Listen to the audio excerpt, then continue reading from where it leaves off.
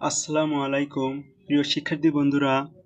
আজকে আমরা বাংলা সাহিত্যের যে বিদ্রোহী কবি কিংবা আমরা যাকে জাতীয় কবি হিসেবে চিনে থাকি কাজী নজরুল ইসলাম তার রচিত একটি অন্যতম গুরুত্বপূর্ণ এবং অন্যতম চমৎকার কবিতা পাঠ করব।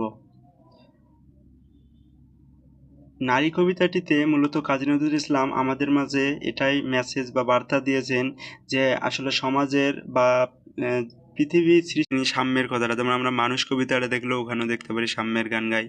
তো যাই হোক, এই সাম্যবাদী কবিতা প্রথমে বলছেন, সাম্যের গান গাই আমার চক্ষে পুরুষ রমণী কোনো ভেদাভেদ নাই।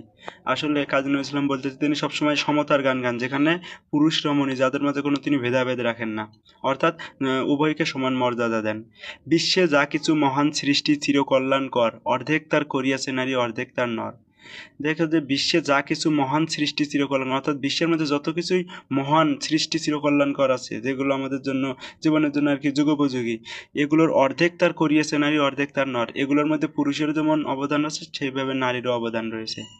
বিশ্বে যা কিছু এলো পাপ তাপ বেদনা অশ্রু বাড়ি, অর্ধেক তার আনিয়াছে নর অর্ধেক তার নারী। দেখো বিশ্বে যা কিছু এলো পাপ তাপ